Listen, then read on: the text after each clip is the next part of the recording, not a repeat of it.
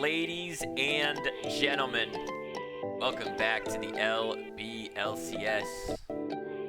I am your host, Belgoberry Finn. I'm joined by the illustrious, the very thirsty, extremely thirsty, I've heard. He's so goddamn thirsty tonight, Zodiac.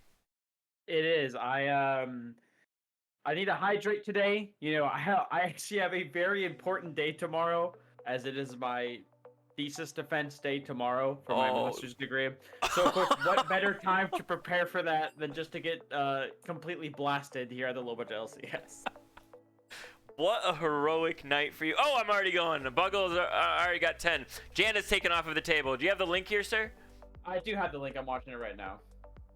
I can talk while you drink. So Janna's taken off the board here for Horizons. Very powerful pick right now. Zeri taken away from Kickin Squids. Zeri has kind of been terrorizing the meta. I was supposed to create 80 carries. Damn it, Popova. I'm in the middle of analyzing this draft. Don't worry, I'm back. The next champion, Kickin Squids. Kickin Squids are banning the Lucian. Gonna take that if there's a double ADC ban against Horizons. Is they're taking away the Pantheon from Kev has allergies. We've seen him absolutely tear up the stage here at the LBLCS. We've seen him win a title on that Pantheon. Okay. They're not gonna let him have it. Looks like it is going to be an Ashe ban as well. So really pinching this ADC pool. This is where they think this whole place is gonna get played. And Rethus down in the bot lane today this game. He's been playing all over the place for himself. So this is really interesting. Nautilus also being taken away maybe means that they are expecting maybe a Kai'Sa to come out, but Horizons will just lock in the Rel. Is a true flex pick, can go support, can go jungle, although soon to not be available to be played in the jungle after Riot is randomly killing her jungle role for no apparent reason. I will say, that being said, Big Dog is a big dog on any engaged support. This dude, his Leona is tight. His Nautilus is tight. The Rel is tight. So the Rel's picked up for Big Dog, I'm assuming. Rainbow Samurai does like engage junglers as well, so it still can rotate there like you were saying. But, I mean, Big Dog, he's a phenom on this. Yeah, and the Maokai locked in for Kickin Squid. So keeping the theme of these flex support and jungle opportunities here. Can also go top lane, but I'm not necessarily the biggest fan of the treetop. Now, interesting enough, we will see the Jinx come out from Kickin Squid, so kind of taking away a very high prio crit 80 carry for the side of Kickin Squids. Yeah, Horizons reply with that Caitlyn, so gonna have that range and the follow-up CC if you can get onto them. Based on what I know about both of these teams, and I've played against both of these, that Zack's gonna go in the jungle. That Maokai likely is in the jungle, although the most likely flex is top. It could still go support as well, but Waffles has a prolific Maokai, so likely gonna go there, see how they round this out. I'm expecting a support pick, but that will show the flex. I would like to see a support pick here, especially something that can disengage. But never mind, they're just gonna pop full in for the counter dive. Yeah. The Amumu locked in. So obviously does have actually a nice little bit of disengage here, because as soon as the Zack and Rel dive in, you can kind of just press R and stop them right in their place. So it is decently good at disengage, not the greatest, as the Silas banned out from Kickin Squids. I do love this ban. You don't want to give them potentially more dive options for the side of her Optimal Esports Horizons. So what will it be? Only solo lanes left. Poppy is going to be banned. That's a very nice ban. Again, counters both the Rel and the Zack. So it would make Kickin Squids incredibly tanky right now. And that's the biggest thing is, right now we have two hyper carry DPSs in the 80 carries, and just big high CC meatballs everywhere else. It's gonna be really interesting watching the rest of this close out. Silas is normally banned away when you're gonna pick those big ultimates. You already did pick some, right? Jinx is a big ultimate, Super Mega Death Rocket. You got Curse This Ad Mummy on a Mumu. So interesting takeaway. I'm thinking they're gonna continue the team fight track of ultimates here, because they have really good ultimates to use in team fights.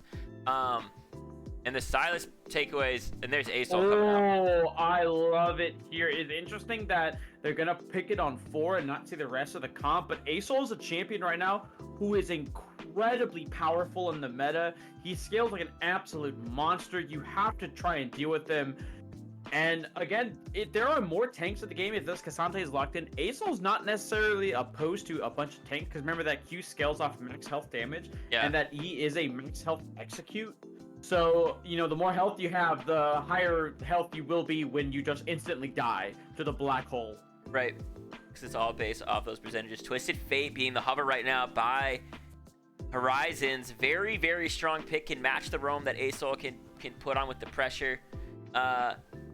If it will be locked fully, looks like it's gonna be Ari this instead. A lot more. I like it too. I like that a lot more. Allows you to get in and out of that kind of the Asol E, because that's kind of like the big crux of it. Is if you don't have a great way to get out of his E, you kind of get trapped in there. Ari allows you to reposition in and out, allows you to put pressure on him, especially when Ari hits level 6.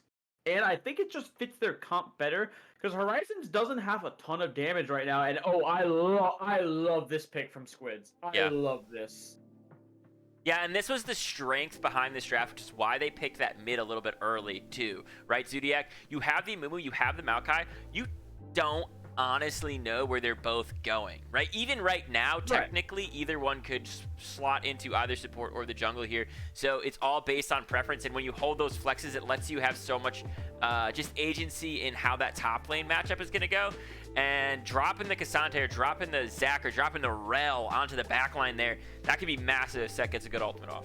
Yeah, and what's even more impactful about that is because of the way Set ult works and the way Zac E kind of works as well, you can pick people, like you can pick the Zac up as he's Eing in and just completely deny that kind of engage and dump a huge health target onto the follow-up backline, especially on the Caitlyn's face. Yeah. Because once the Caitlyn dies from Horizons, they don't have a ton of damage. Right, I mean, Zac can do a lot of damage. I mean, we all know about Cassante, season 12 champ, has 17 abilities and whatnot. Yeah. But Ari is much more of a utility mid laner. Does have a little bit more power with the malignance, but isn't necessarily known to be a carry style of mid laner, especially compared to Asol. So, if Kickin Squid just is patient around these neutral objectives, around these team fights, and let Horizons get impatient and try to force the issue, they could absolutely wipe some of these team fights. Oh, totally. They have a very, very strong composition picks. However, they are going to go crazy on that Jinx. That Zac is going to be eyeballing it. That Ari is going to be eyeballing it. That Rel is going to be like everybody is going to hone in on that Jinx, and they're going to look for it over and over and over again. So you definitely have to have really good positioning. That Maokai is going to have a heck of a job come these team fights. It's going to be a very explosive,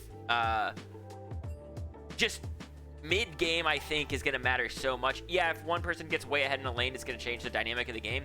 But the first 2 or 3 dragon fights are going to set the tempo. Yeah, and if you're Kickin Squids, you're totally okay with maybe giving up maybe a drag here or there. Or even if Horizons prioritizes those grubs, maybe taking a drag, like maybe sneaking a drag here and there. As we are casting... Don't worry.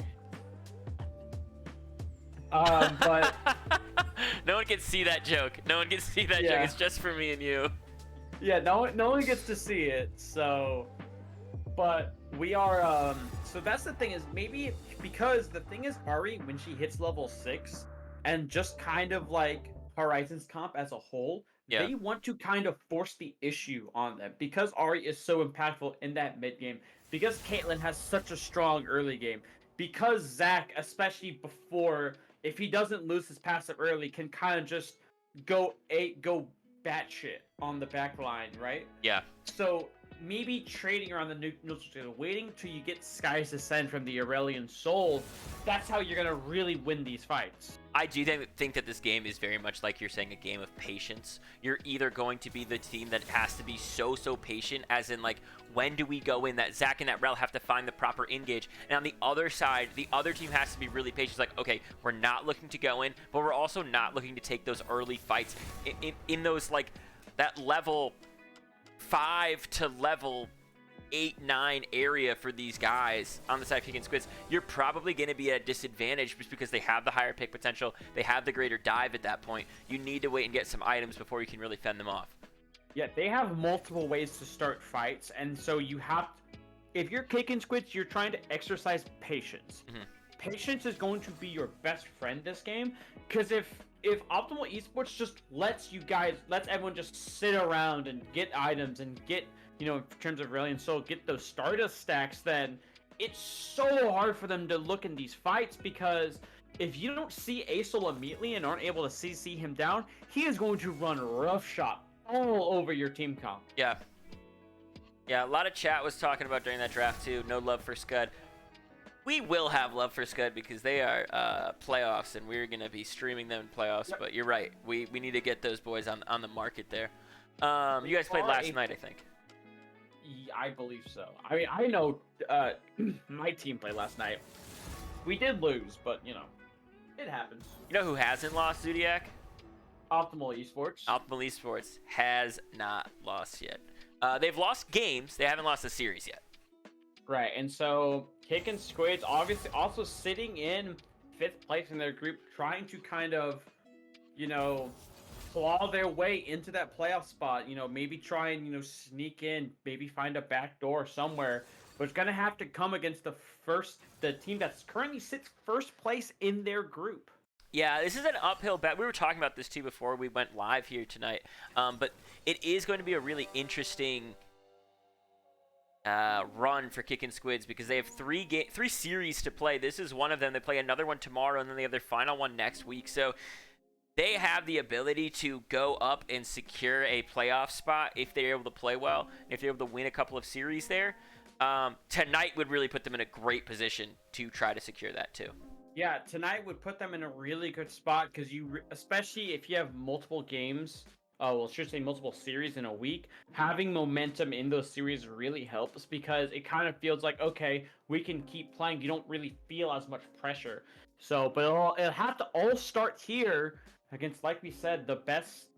I don't know if I could say the best team in the group, record-wise, the best team in the group. Obviously, we do have a member of Economy B as well, and I'll tell you what, these guys are the only team that has given us a loss all season. They're very, very good. They play really fast-paced. They like to keep pressure on everybody the entire time. They have great warding, so it's definitely going to be something that they have to work hard to try to conquer here. I will say even a 1-2 loss for Kickin Squids would put them in a really good spot, just because of their percentage of games won, if they're able to win series as well. So taking a singular game off these guys would also put them in a better position to try to take a playoff spot.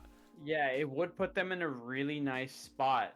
And I definitely think that they have the chance to do it. Again, I definitely think in terms of just team-wide scaling, I definitely think that they outscale this game. Because, again, they do have a ticking time bomb in Asol. Once he hits that 3 items, once he kind of hits 225, 250 stacks of Stardust, he becomes so incredibly hard to deal with.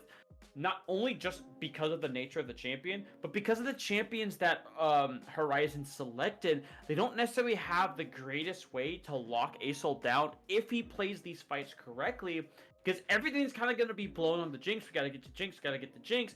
And then here comes this Space Dragon, right, that literally creates stars and galaxies spitting on you. Yeah. Right?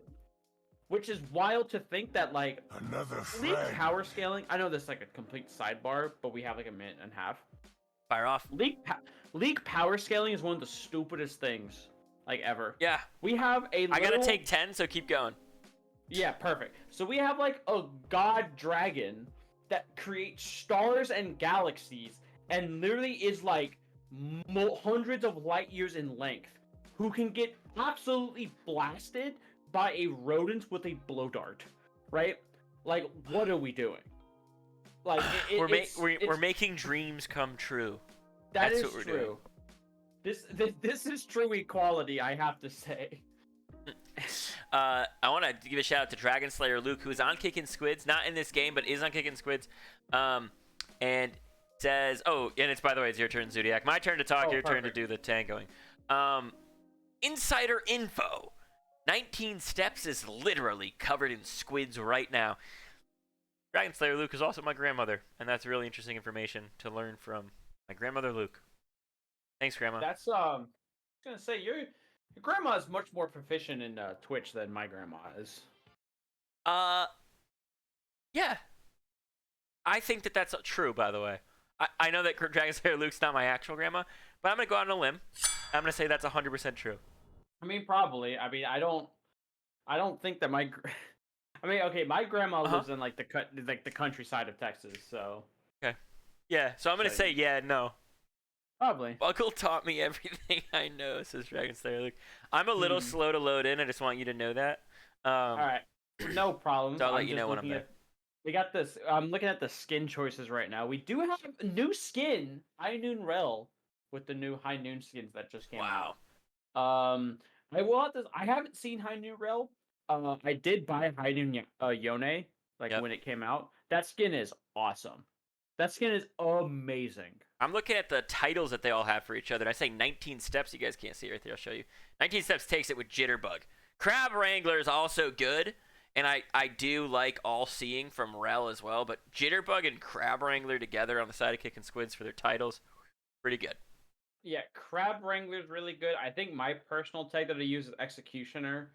I think for a while there's one. I think there was one for like the special like a Lunar New Year pass was like Dragon in Disguise or something like that. Something like that. Dragon in Disguise. How'd you obtain that? Is it just? I think it was from like the battle, maybe the battle pass from what's it called? All right, I did load in, and I'm at 10 seconds, 11 seconds. So. Okay, hold on. I'll pause my thing then. Let me know where you are. I'm at 39. I'll tell you when I'm at 35, and I'll count up. All right, perfect. You see some pings coming out from these guys. Kickin Squids are on the red side. They're all moving together right now.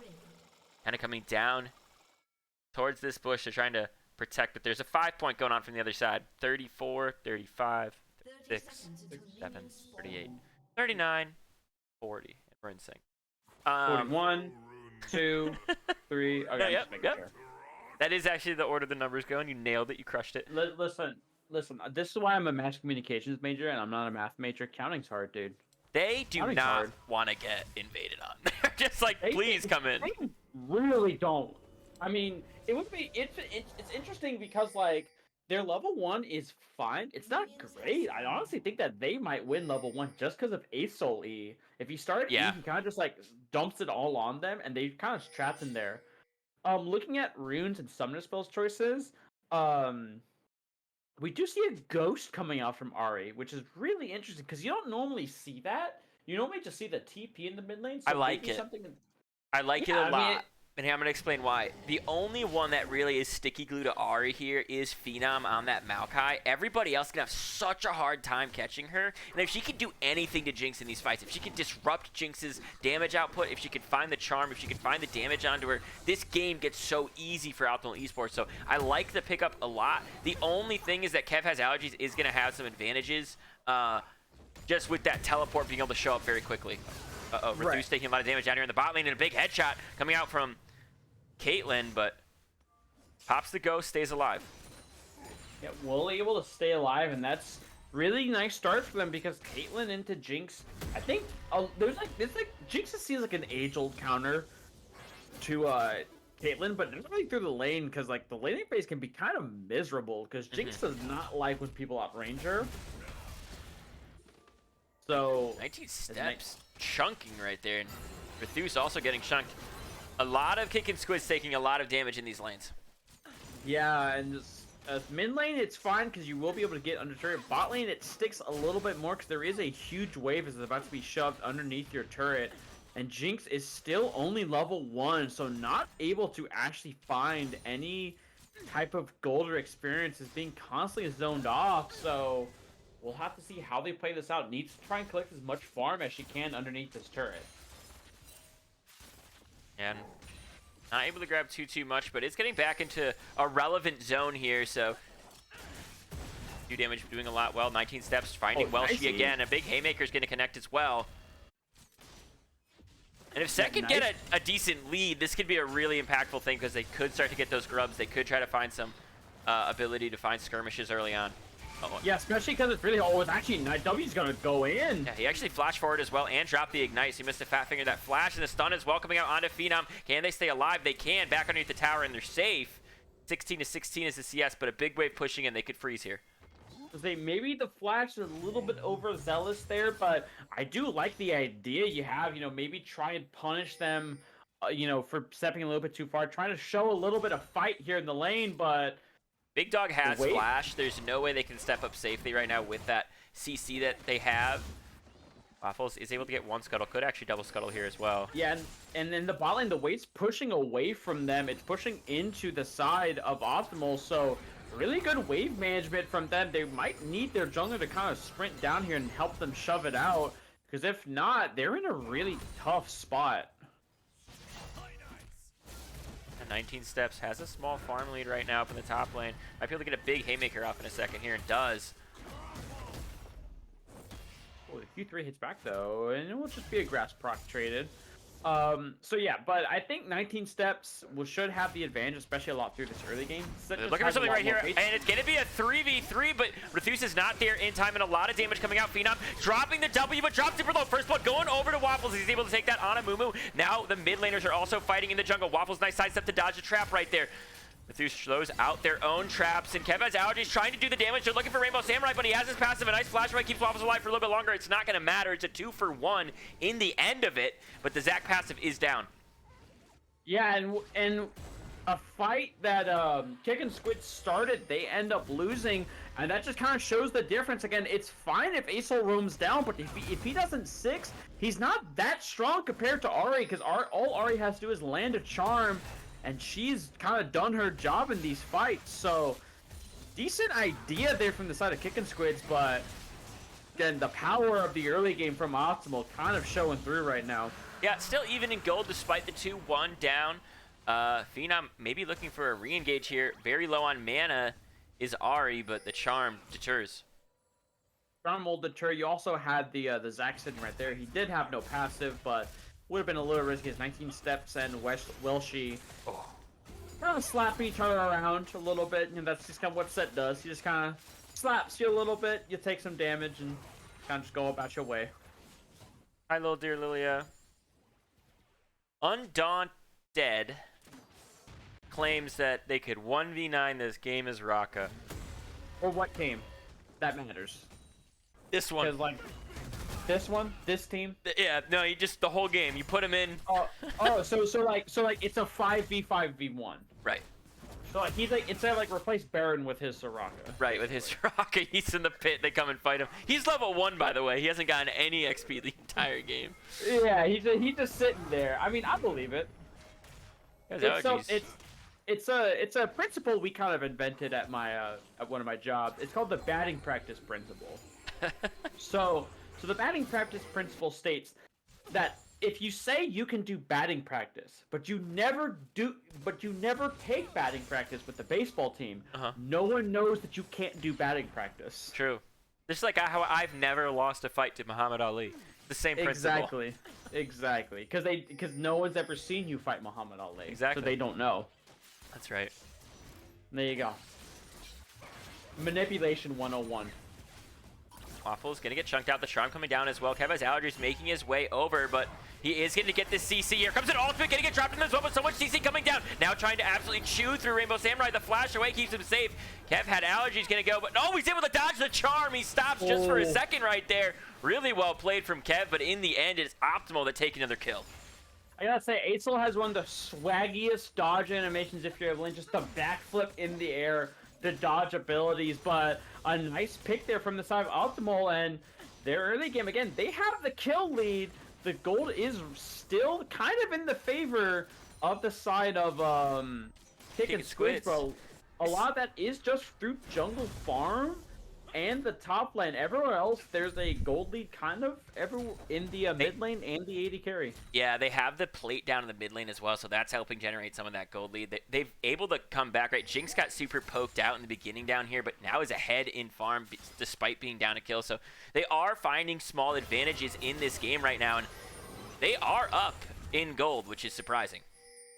Yeah, they are up in gold, but again, a lot of that is due to farm. So if they can slow it down, keep this kind of pace right now. You're out farming and you're doing fine in every lane. Yeah. But you have to keep this pace. You cannot let Optimal kind of blitz you with these kind of aggressive plays. Yep. 19 Steps has that Tiamat finish, does want to kind of trade aggressively now. Welshi starting to stack up on a lot of health. Get some damage down. This is a very explosive top lane, because once somebody drops the ultimate, the fight's just going to happen. But until then, it's going to be calm. 19 Steps should be a little bit careful. They're going all the way in. Oh, actually, the flash it, but the Q's not going to bop it back. Yeah, it didn't quite bop it back. They do have Curse of the Sad Mummy, though, and probably one more bandage toss. If they do find it, they could be going around. They have 2 rotating down, though, right now. Yeah, and what's important is Maokai did have to blow that flash there, so could be a potential target. Again, Maokai, once he's in, he's kind of in. There's really no way out for him in these fights. There's the ultimate right there, getting dropped. 19 Steps super low. Could end up going down. His Phenop's going to get ulted from Big Dog as well right here. Gets even lower and lower. Now he's in a 4v1. He will be taken down, and Caitlyn's going to pick up the kill. But Set got out top. Yeah, Set gets out top, and that's kind of exactly what I'm talking about. Maokai without flash is kind of, you know, kind of just like a tree. He just kind of stands there. Sometimes he might go untargetable, but where is he going to go, really? But 19 Steps getting out top lane does have to blow the flash. Still has the showstopper, but what is important, Acel did pick up 2 plates, but he's going to... Oh, man, was it close. That was so close, because he still had 2 charges up the Spirit Rush there. So could have potentially found him, but nice job from Kev Has Allergies to... Again, he still has not used Flash since that bot lane fight, so he still has it up. Right. Keep him safe. He's able to keep stacking up as well. You're going to be in charge of those special Acel stacks, if you will, Zodiac. Of course. Right now, he is currently sitting at 75, so not bad for 10 minutes in the game. He's actually doing quite job in a matchup that's not the easiest for Acel.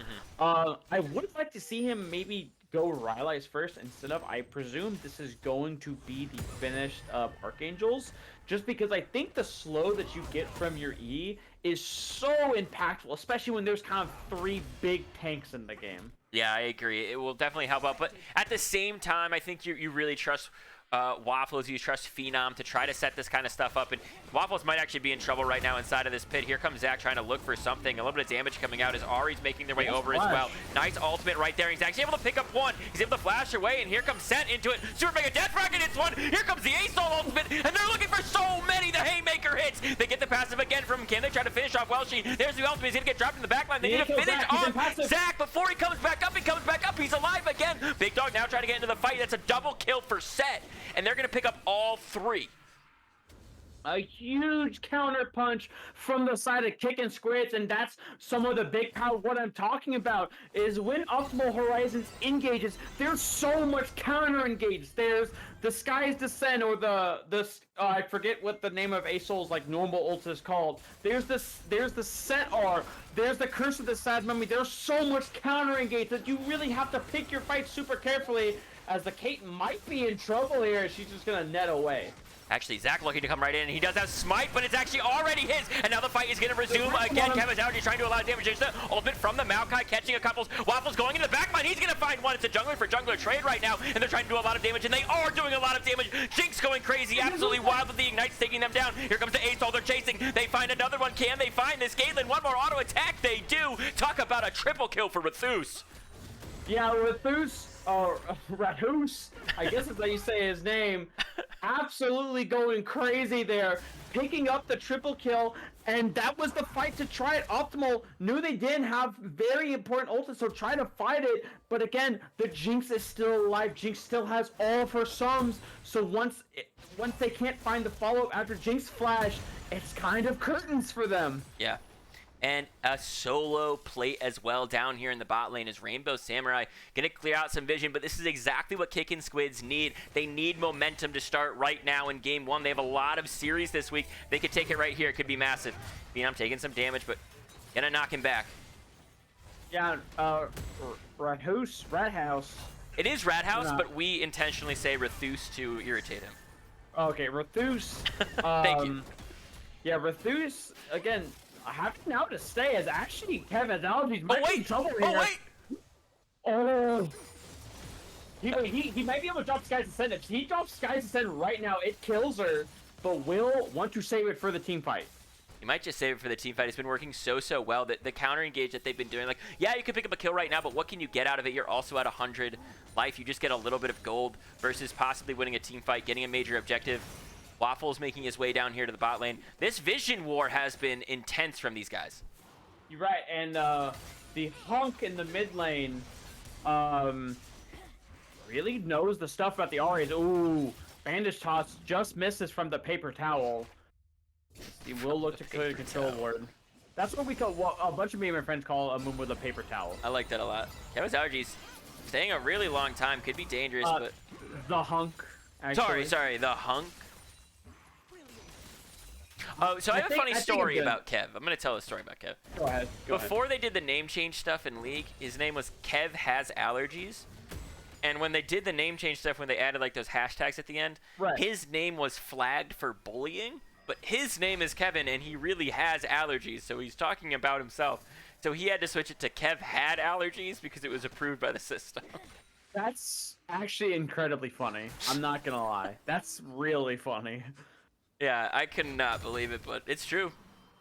Yeah, as we start to see the first items kind of come out for these AD carries, we do see the Storm Razor coming out for Caitlyn, so looking for a little bit more of that mobility in the team fight, especially from the autos, as Jinx just opting for a stock standard Kraken Slayer.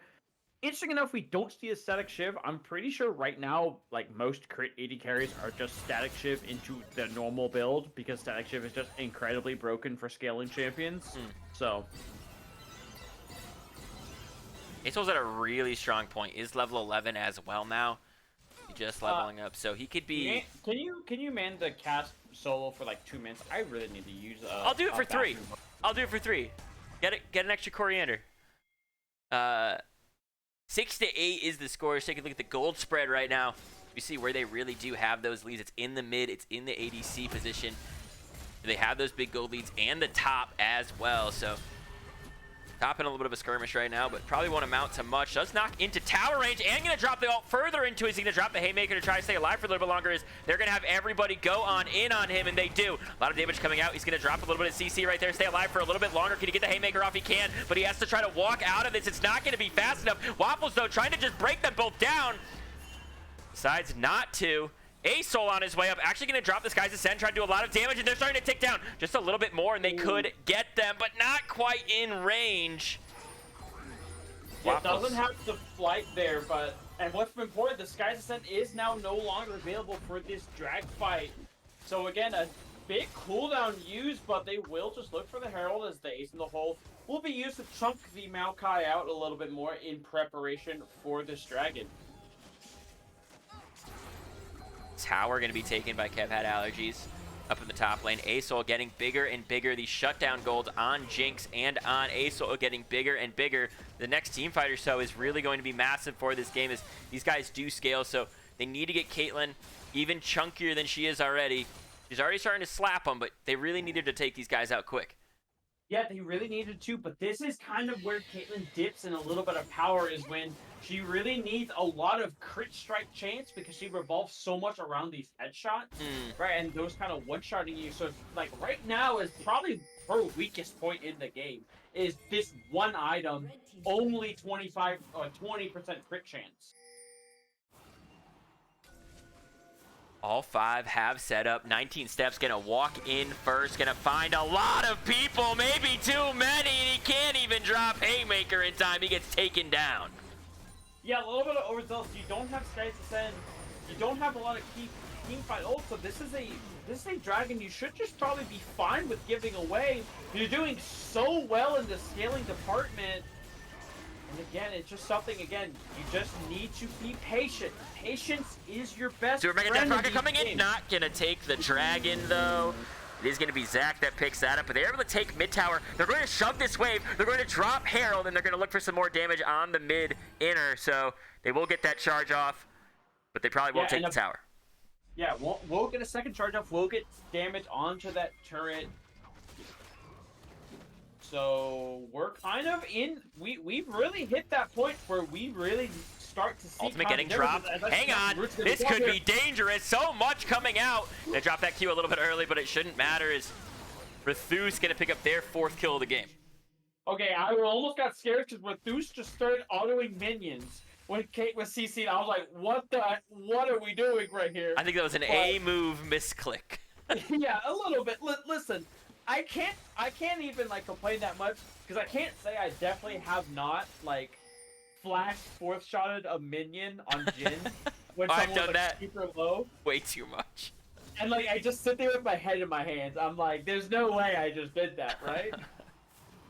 Well, it ended up not mattering too much. They do pick up the kill onto Caitlyn, and Jinx able to crash another wave into that tower. Ari's rotated there. Set's pushing in the mid, and they've got a decent gold lead. They need to keep turning it into more now. Yeah, they need to keep turning into more because, again, the snowball from Optimal can still come into effect. You do have 2 items on this Acel. He is sitting at around 7,000 total gold. He is sitting at 206 stacks. So he is stacking it up as they're going to look at the top lane here.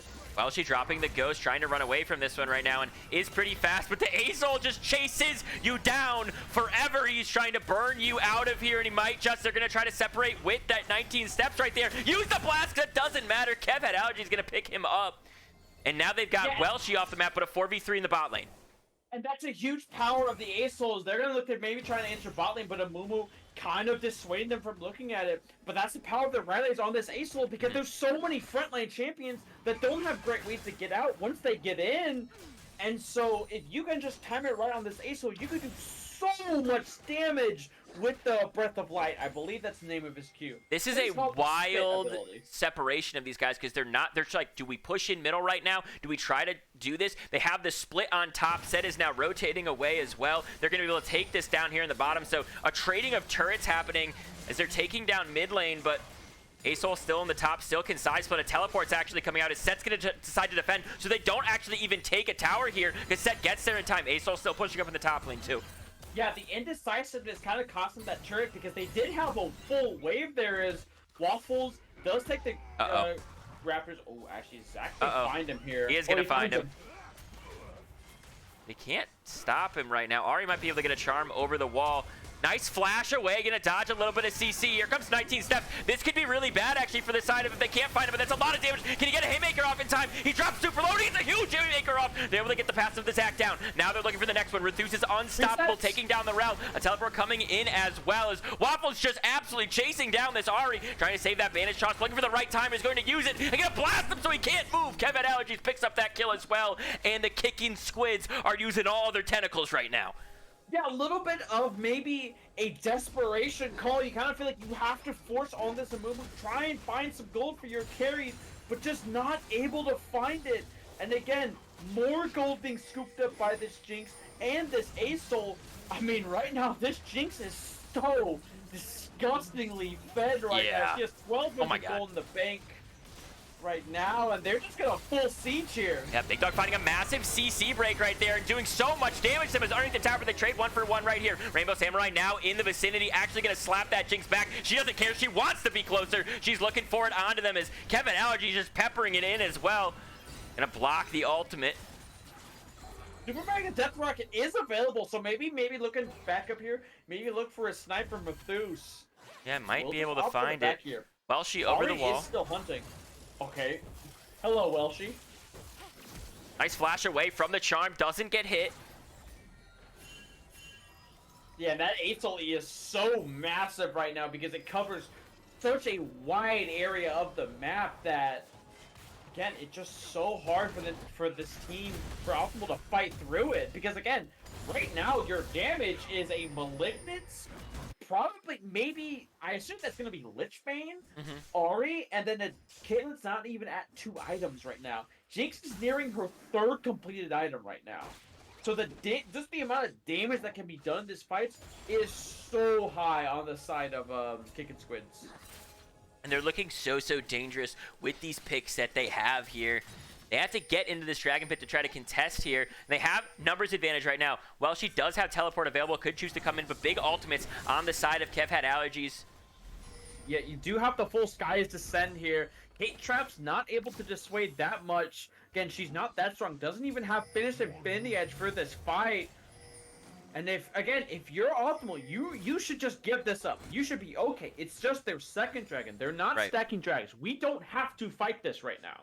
And they want to fight it, though. They want to look for something. Waffle's also looking for an engage, but they're positioned really well. They're positioned safely. They have their carries behind the big tanks. They're going to start this dragon up. Try to pull it out a little bit as it's going the other way. And now this is going to be really interesting. Maokai's going to be really important here. They're going to try to get the back route onto these guys. They're taking it down. Big Dog looking for an engage. Zach looking for an engage, but here comes a massive ultimate. It's going to absolutely hit everybody as they go all the way in. The dragon goes to the side of Kickin Squids. Are they going to be able to win the fight too? It looks like they are. They're grouped as 4. They take 1 down. They take 2 down. 19 steps, just able to fight 1v3 in the back line, and they're going to sweep through these guys. They're looking for the ace. That's the quadra. That is it. The pentakill for Rathus. Yeah, Rathus goes crazy in that team fight, and that's the power of exactly what I'm talking about. Set by so much time in this backline because the counter engage is there. Ari found a great flank, but no one's with her. There's not enough damage to finish them off, as this might just be game for the side of Kickin Squids. This is going to be really, really close for game. Big Dog is up, but he cannot go in on them. It's just too dangerous. Does get a 3-man stun and another 3-man stun, and does drop the ignite onto Kev. Had allergies. They take another tower. Rathus is hypercharged though. Might be able to chew through him really quickly. Now has to start to run away. Super Mega Death Rocket not up, so he can't look to finish as they're trying to just escape the clutches of this Ari. No, she's trying to escape their clutches. They're going to go all the way in on Rathus. He is going to go down in the end. They're going to look for a little bit more, but Kev had allergies just too low. He's too close now. There's the ultimate getting dropped. Waffle's going to be able to block it though. He's able to escape. Walk on out of there. They're going to look for more. A little bit of an overstay here from Kickin Squids, but they have a massive advantage. A huge Jinx that's going to spend some money. Can they stop the side of Optimal from doing Baron, though? They do. Optimal has to kind of go for this Baron. Kevin has allergies, has to reset. Does have the TP available, though. So again, but it's a desperation call. They have to do this Baron right now. But 19 steps does see them on it. And he loves to fight. This man is hungry. He's itching for a punchin'. He's itching for a beating. Super Mega Death Rocket is up.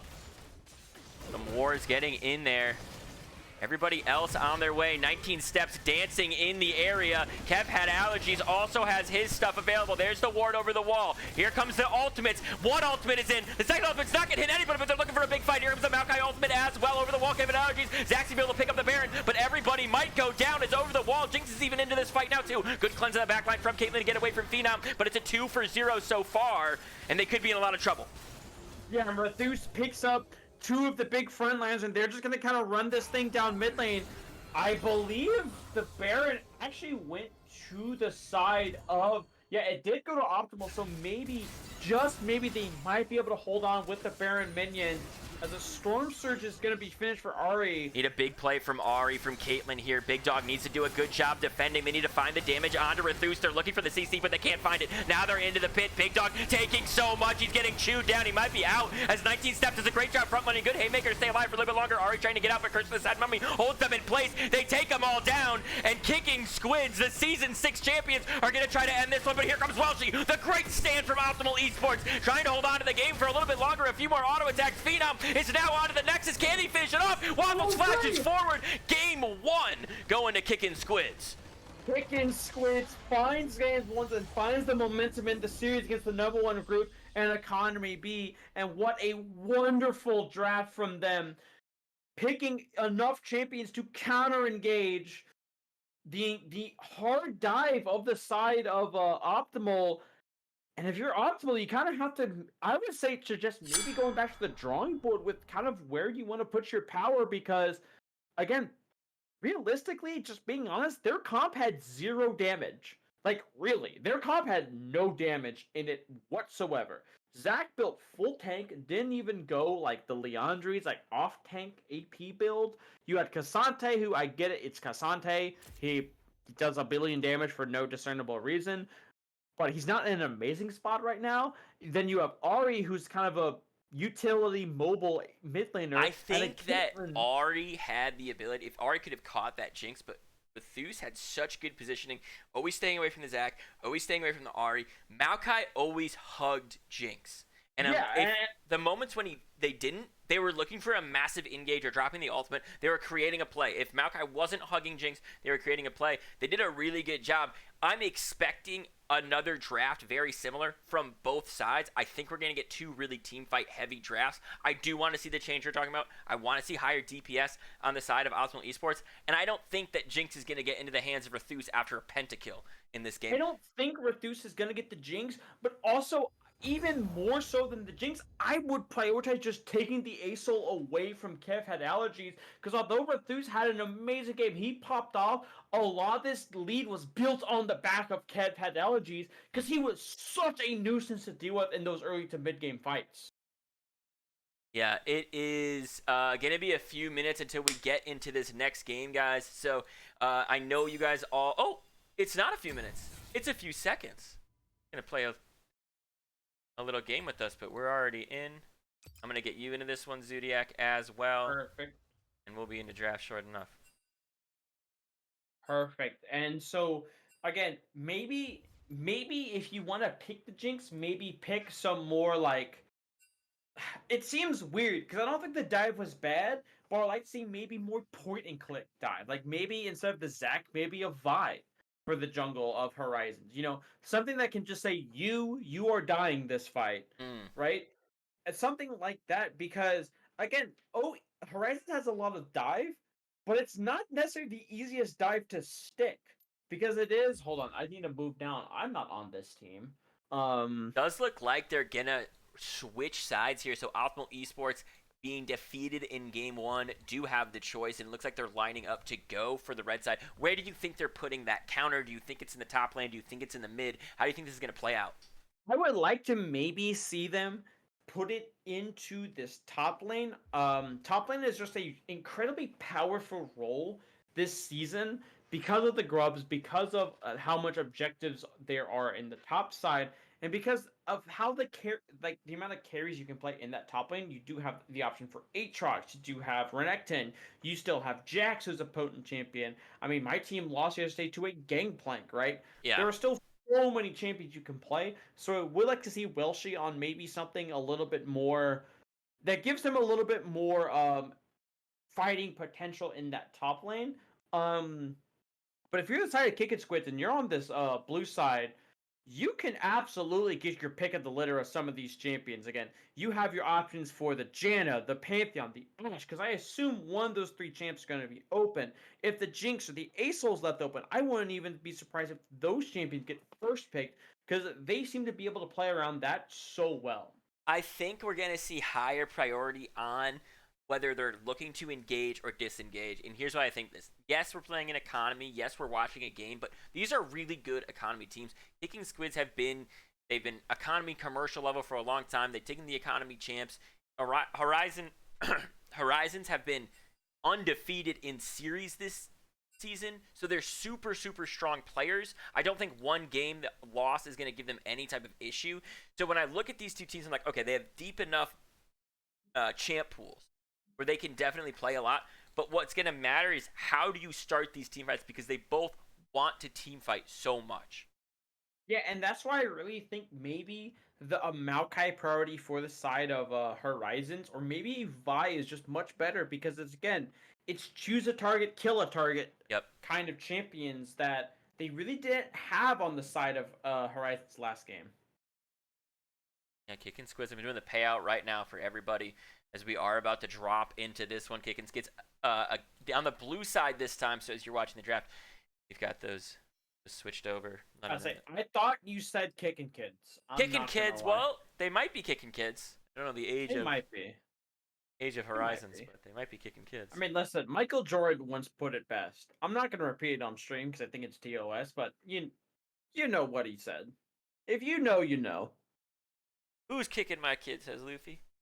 Luffy also said that Optimal Esports play crazy team fights. That's true. And I think Luffy, correct me if I'm wrong, I think you guys play Kickin Squids tomorrow, so this is a good game for you guys to be watching as a team. Just keeping an eye on. Yes, I believe he said somewhere in here that he has to play them, and he's not looking forward to it. Well, they showed a really strong game one. It's going to be hard for anybody to discredit them at this point. He also called you Bongleberry Fungus, so I'm not I sure what like that that name. means. I thought when I was picking my name for league, I was like, do I go Bungleberry Finn? Do I go Bungleberry Fungus? It was it was really a number 2. Who could go? What? I'm gonna name an alternate account of mine, Bongleberry Fungus. Oh my god. As we are getting off in the draft, Kickin Squids will take away the Zeri. So I don't expect the bans to change from Kickin Squids. Maybe they drop one of the bans as the Jinx from Rethus Yeah, you're not going to get that again. taken away. Sorry. The one ban I could see them dropping is they banned Nautilus at the end last time. That's the only one they could change. Just because you know that you banned Nautilus, they still took Rel. They have Leona. There's a lot of champions they play that do the same thing. But again, we're talking about that point and click. Maybe they're like, actually, we don't want to deal with a point and click ultimate that chases me down. It's too much disruption in a team fight. Yeah, and the Jinx and Aurelion Soul being taken away, so there are two big carries. Ultimate is saying you have to play something new for this game. I do kind of like that strategy, but what will Kickin Squids optimize? I know for my team, we've been heavily prioritizing Kaisa on blue side. I think that champion is disgustingly broken, but it will just be the paper towel. I like this pickup because it is still a flex. You did just throw it in the jungle last game. You could decide this game you're going to throw it down into the support role. Looking at who lined up, by the way, it is the exact same 5. So we did have some substitutes for Kicking Squids sit in the spectator lobby with us in the last game. This game, no substitutes used. They said we won. Let's run it back with the same 5. So highly likely that this Amumu is in the jungle, but the Maokai has now been taken away. Yeah, Maokai being taken away from Horizons, so we'll just look to maybe have that combination of good long-range setup and potential disengages. The Udyr is going to be locked in. Yes, I like this pick. In my opinion, the absolute god of top lane right now, I think this champion is just disgustingly broken in the top lane. I don't know of a champion that straight up beats him. Veigar going to be hovered right here by the Kicking Squids. Going to be locked in. They're going all Yordles, Zodiac. So far, all Yordles. Will they continue the trend? We can do Trist. We can do Vex. We can do Teemo. We can do... Would Smolder count as a Yordle? He's like a That's small such a good dragon. question. Well, yeah, he's a baby dragon. But no, because then you have to count Twitch. You have to count everybody that's tiny. I mean, like, rats aren't that big. Like, like a cute little rat. You know what I mean? Ev has allergies, posting Bogo's Binted. What? Brand gonna be picked up as well, so it looks like Brand likely gonna be in that support position. That Veigar gonna be in the mid. Now, it can still be Brain Jungle and a Mumu support, so this is still they still have options here. Yep. Although I do like the Brand of that counterpunch. But I love this even more from Horizons. I like it too. Okay, I like it for the draft, but I have to be honest here. This is my tilt champ. I hate Fizz with a burning passion. I hate this champion. He is so unfun to play against. It's not even funny. Okay, so Caitlyn, Ashe, the pool super pinch. Both ADCs are like, hey, F you, dude. We're banning all your stuff. There's 1, 2, 3, 4, 5, 6 ADCs banned in this one. Who is going to be the next banner? They're going to stick with the ADC trend. Very potentially see. This is going to be crazy. We could see Tristana now. I just want you you know Rethus more than I do. Yeah. Could we potentially see a Veigar Brand bot lane? We could. We could also see right now, I haven't said it yet, we could see Senna get picked up. And we could see this Brand be thrown onto Rethus. So there's a couple of things that we could see that will change this. If you go Senna Veigar, though, you're not going to have mid-game. You're going to have late game. So it's going to be that same situation where you're going to be so careful again. Ornn going to be the hover. I love this because that feels like a big takeaway as well from the Kickin Squids. Yeah, the Ornn is taken away, but Horizons, I think, kind of running maybe into that same problem they had last game where they're super reliant on a high DPS AD carry, but who's left?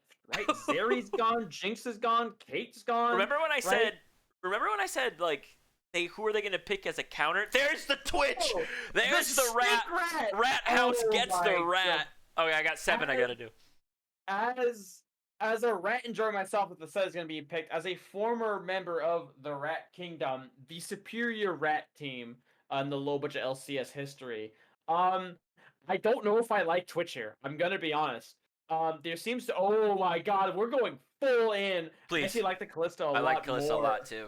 Callista's a lot better. Twitch W does kind of mess you up a little bit. So this will be Brand, Twitch, Vigar, Amumu set, I assume. But it could also be Twitch, Amumu. I don't know. I'm I think assuming Amumu maybe is the jungler. They just did it last game. They thought it was strong. I'm seeing that coming in, and that's what's going to happen. But right. at the same time, you're right. There's opportunity that it could change. However, this game is going to be on the hinges of, like, this Udyr is jungle. So we know it's in the jungle. Can Udyr get the advantage? Because last game, Waffles on this Mumu got all 6 grubs, was able to trade even in dragons, and got the Herald. So Waffles was able to get more CS and impact the map at a greater rate. This game, I really want to see Rainbow Samurai bring what he's got, because this guy's a really good jungler. I want to see him try to dominate on this Udyr. Yeah, Rainbow Samurai, but I'm going to disagree with you here. I think this game for Optimal Horizon to keep their undefeated streak alive falls on the hands of TRC2 because this is an incredibly volatile I have to win lane or else I don't do anything kind of champion. And he is in a matchup of choice where he is getting the Vigar. So it is going to be imperative. Yeah. As I believe one of them will have to move down because I believe one of their subs. Oh, never mind. The sub's not getting in the game. Sucks for them.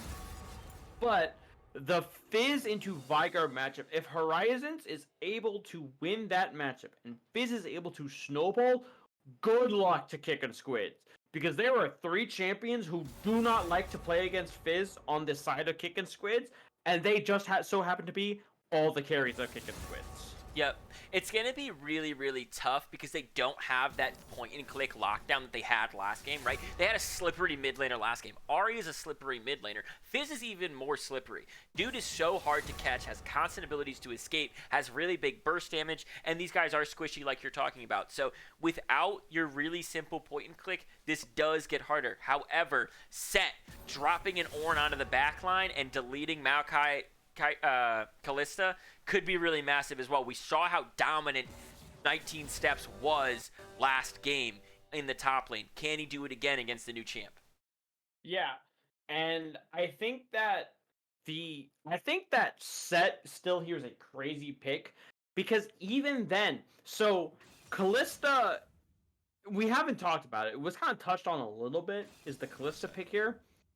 But Horizon's comp is quite literally we have to get Fizz and Kalista really ahead. Yeah. If those champions don't snowball, it's so hard for them to play into Vigar Cage, Brand, who's going to have Rylai's, Amumu stun, Twitch W, which by the way is a giant slow, and Set ulti, which has a giant slow attached to it, right? Especially for Kalista, who, remember, the attack speed scales up the movement speed, or some inverse relationship like that. And so if you slow her, she doesn't attack at all, and so, This game is just so dependent on momentum, too. I think coming off that last game, Kickin Squids have a lot of energy, a lot of excitement. They're very happy they won that game, right? Optimal Esports have not dropped a series yet. They have dropped some games. They have not dropped a series. So they're on the other side like, okay, we've been in this position before. We've lost game 1 before. We can come right back and take 2 games. They're not worried. So they're coming like, let's pick the picks we like. Let's pick the Fizz. Let's pick the Udyr. Let's get Kalista on the bot lane. Let's give our ADC, our absolute Chad of an ADC, somebody he wants. He's got a really strong pick this game. They need to use the picks that they wanted on the side that they want to show us why they're in first place right now. Yeah, they really, again, the name of the game for the side of Horizons is get your carries ahead. Because if they kind of let Kickin Squids do what they want and, stay to their own devices, it's going to be really hard because, again, flatly, Kickin Squids just has more damage, right? You have the Twitch, you have the Vigar, you have the Brand. And it's not like a Mumu and Set are worse for wear for damage. And then for Horizons, it's, well, you have Udyr, who if he builds Leandris, he can do big damage. But, you know, he sometimes doesn't do that build. And you have Ornn and Maokai. But then you have Fizz and Kalista, who need to get ahead early game to really pump out damage in the mid and late game. The Twitch and Set do balance out Kickin Squid's comp as well, right? It was so AP heavy early on, and they picked really good champions to be into that. Maokai, Udyr is great into that, but the Set Twitch have really rounded them out. I'm looking at this, I'm looking on my phone, and I'm thinking, who do I put my Schmeckles on right now? I'm struggling. Where are your Schmeckles going? Yeah. Well, so as I am not an official member of the quote unquote house, right? Mm-hmm. For the low budget LCS, this is only my first season casting, right? If I was a betting man, Yep. Tell me. I would bet my money on Horizons. Okay. Simply because I think Fizz can absolutely just pop off this game because there's so little true lockdown for him, and he's in a really winning matchup, and he has a lane he can roam to in the bot lane that gives him easy kills. Yep. I like the reasoning. I also never want to see a Fizz get ahead. So I hear your reasoning. I respect your reasoning. I'm going to put 5,000 on Kickin Squids. Listen, that's totally fine. I'm also rooting for Horizon because I don't think I've ever casted a 3-game series thus far in the LBLCS, and I want one. You're a 2-game specialist. I'm a 2-game specialist. Well, they call me 2-game Andy. 2-game Andy. 2-game Andy here. You know what? As someone who enjoys bedtime and sleeping, I pray that your thing does not stop. I'm also in Economy Group B, so a lost series to Ultimate Esports would benefit me. I would benefit greatly from that. Right. Would make first place a possibility in the future. So certainly going to stay as biased as I am, and hope Kickin Squids can solidify a 2-0. Although a 3-game series with these guys, based on how last game went, would be a banger. Right, and I think that the biggest thing is if Waffles and Kev has allergies are communicating this properly, I expect Waffles to be mid lane and bot lane a lot, right? Because you don't really have to go top lane because set into Ornn Udyr is fine. It's not amazing. Move for the fact that there's an Udyr, but it's fine. Sorry, Cromulus. I'm putting that energy out there. God, oh God, do I hope you get taken down, boy. Yeah, but no, yeah, the Amumu Vygar, because if Fizz ever E's aggressively in this lane and Amumu's waiting there, that's basically a dead fish. Because if he doesn't have flash to get out of the cage, well, you know, he's kind of stuck in the cage then, and that removes the area of error for the Amumu Q, which already has a huge hitbox to begin with. And I did just load into this one, so I'll count off in a second. But it's 5, 6, 7. I have 5, 6, 7. Let me know when you're at 11. 10, 11. Perfect.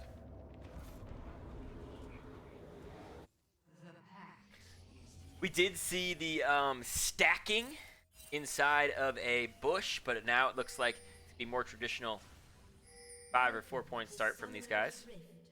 Should just be a 5-point start for both teams. I can't imagine that either side is going to look to really invade here. There actually isn't anyone covering another side, but you know, it's fine. No one's looking to invade, so maybe won't get a cheeky little ward there. Trying to look at runes, nothing seems to be out of the ordinary. Interesting enough that we do see the first strike come out from Kev has allergies. He will actually get the first strike proc. Gold lead for the side of Kickin Squids. Stop the count. Right? Stop the count. Stop the count. I7 Caster says, if you say Rithus one more time, his name is Rathouse. We say Rithus to anger him, but I will say, he's playing a rat now. I'll do it. I'll call him Rathouse just for this game, just because he's playing a rat. I don't know what you mean. It's clearly Rathouse. Rathouse. Rathouse. Like, I mean, as a linguistic person myself, this is Redhoose. Redhoose. That sounds so elegant. Yes. The Redhoose. Yes, can I get the Redhoose with the side of with the side of asparagus? Redhoose with a phenom. Yeah, literally.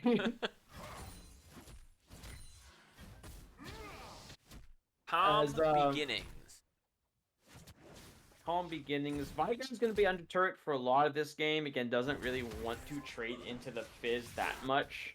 But good job setting up that wave, that first wave. Just has to be careful the wave doesn't bounce and like slow push to the Fizz. Yeah. And if it does, that's really big trouble because Fizz really loves those long lanes. He can kind of zone people off waves in. So it's really incumbent on Vigo to try and keep that wave there as much as he can. Yeah, and 19 Steps can take a big chunk of damage from the Assassin, Tank, Mage, Fighter, but able to trade back well. And Train Conductor, don't forget that And title. Train Conductor, conducts many trains, many a trains. Yeah, he's a man of many hats. As looking at the clear of these junglers doing opposite side pathings. Now it is important. The bot side for Kickin Squids is hard shoving right now, but the wave should crash. Actually not right now. A lot of the range mains are sitting under there, so they have to try and get this under turret as fast as they can, or else Udyr will just kind of run at them down here. And 19 Steps also just shoving in wave after wave. We saw this last game too. Welshi constantly underneath their tower. Haymaker is available, is going to land.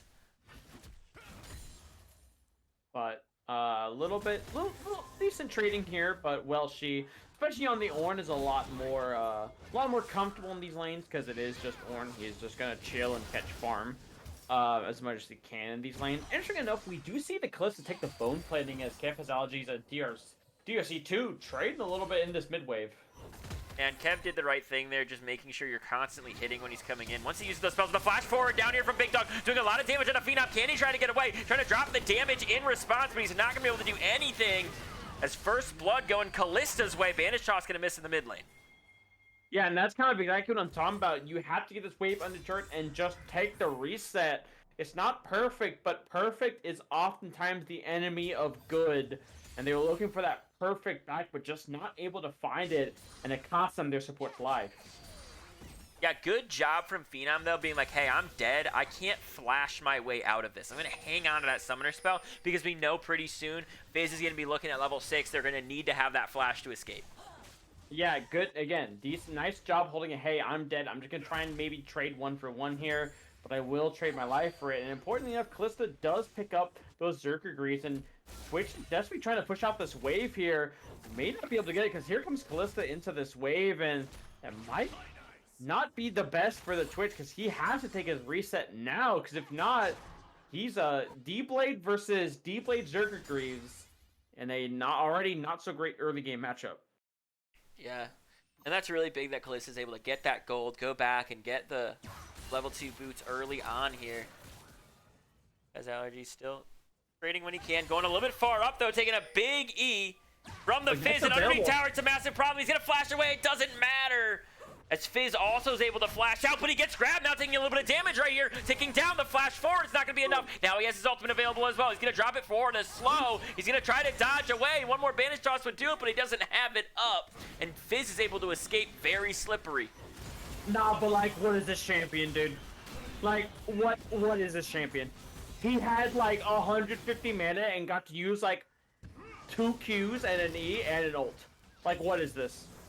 But unironically, really good play there from TRC2. Able to get kill in the turret and get out. Does have to blow the flash, but again, but still really good from him. And Kev has allergies. This is kind of not what you want because it's already not a great lane post 6, and now you have to deal with now you're flashless with Fizz having 6, and especially since Chum the Waters is such a low cooldown.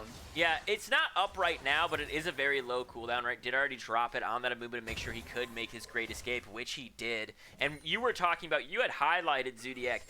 Who needs to get ahead for this game to go the way of optimal Esports Horizons? It is Fizz. Fizz did pick up a really big kill right there. is looking pretty clean on this, so it's going to be a big problem. It might become Set's responsibility or Brand's responsibility to try to deal with this Fizz, and they don't have the tools to do that. Yeah, it's going to be really hard. Set can kind of mitigate it because he can block a decent chunk of damage. Brand can't deal with Fizz at all. Because any key ability that Brand has to land on the Fizz, Fizz can just literally press a button and dodge. Right. Right? Which is, listen, as a control mage player myself... Uh-oh. Bethus in a lot of trouble. He's going to have to drop that ghost to get away, and does successfully escape. A Mumu down here as well. Kev had allergies. Kev had a whole shark on him, and Kev goes down. Yeah, and the Amumu right now... Not the Amumu, sorry. The Fizz right now is just gonna completely snowball in this lane because Chum the Waters is such a low cooldown kill button that TRC2 has in his back pocket, and right now, again, you have to maybe try and find a way to circumvent this. I would honestly recommend, as not great it might be, and as, like, you know... Start getting some MR here. What are you thinking? Maybe just straight up swap Set and Vigar. Because Set at least has the health and the base stats to deal better with Fizz. Yeah. Vigar just can't. Vigar needs stacks. He needs items. He needs both this ability power as well. Yeah, Big Dog might be in trouble. Big Dog needs to get out of here. He gets stunned up. He gets a lot of damage onto him, and that's going to be the Ignite. Phenom's going to pick up that kill. So Brand is on the board, and a little bit of life kind of peppered back into Kickin Squids here. Yeah, good job recognizing, hey, this Maokai is being a little bit disrespectful with where he is. Let's kind of look on him here.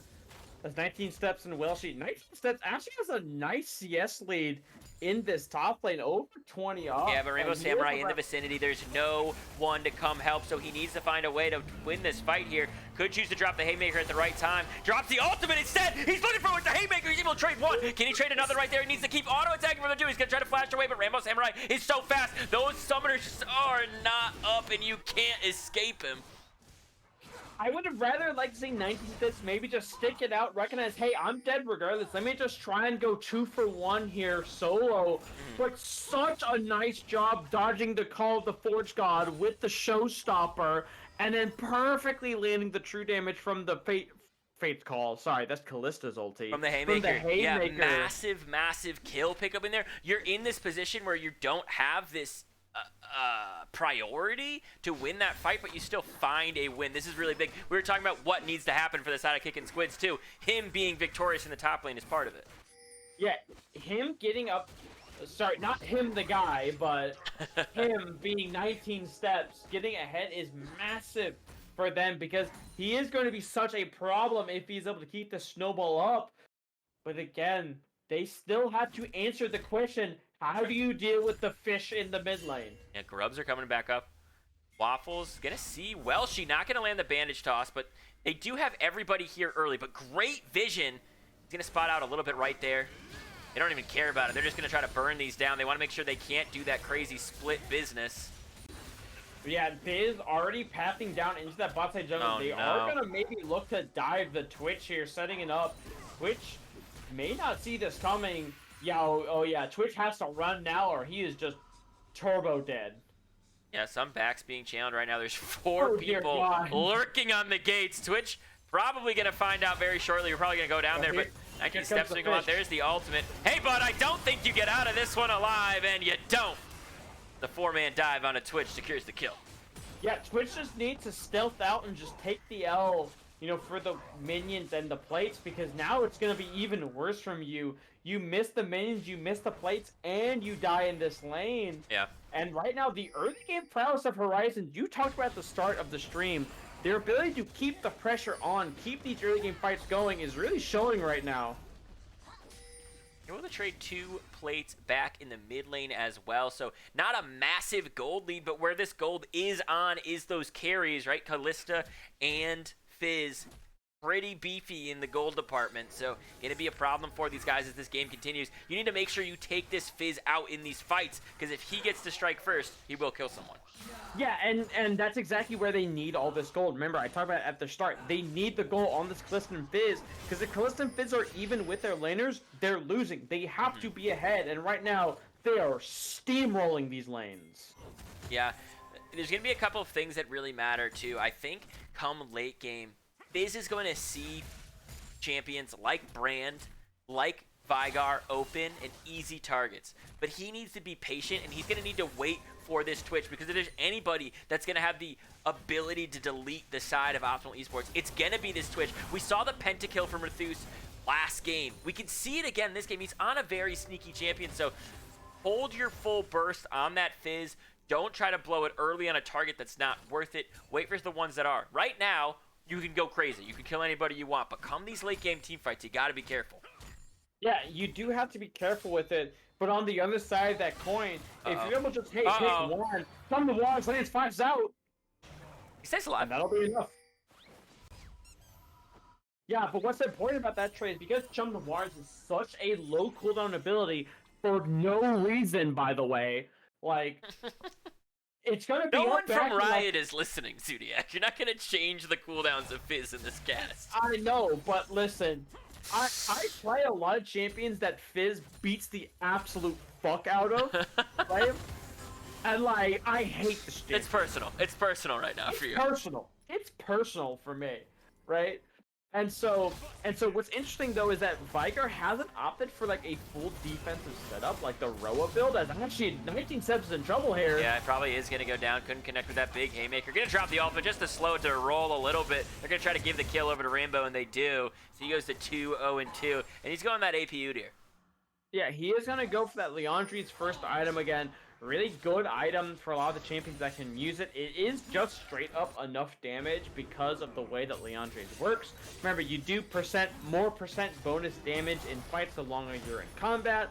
And as we know with Udyr, he kind of just stands there and just hits you and takes no damage and sticks on top of you and then does it again because he takes no cooldowns. This is what they did. They picked 5 very irritating champions to deal with, and that is how they're going to win this game. And I appreciate that as somebody who likes comps. Yeah, it is a little bit irritating as we do see the items start to come out. The board, flash forward here, and a lot of damage going to come out. The ultimate going to get dropped as well as Rethus is just in trouble. Just going to go down, but an ultimate drop from Phenom, and a lot of damage could come out. One more E though from Kalista's enough. It's a double kill. Good push sit there as Waffles is in so much trouble. They drop the curse to the sad moment. We're going to find a bandage toss, but it's not going to be enough because they are going to be able to take him down. Yeah, the snowball coming through right now for Horizon. This early game going exactly how they want. Is they're not done. 19 steps might be in trouble. Escape. Staying alive. Herald's up. Could be the target here for Udyr as he moves that way. Ultimate available. Chum the Water's available. Going to get dropped, but does not connect onto Kev. Had allergies, and some damage going to be returned onto him.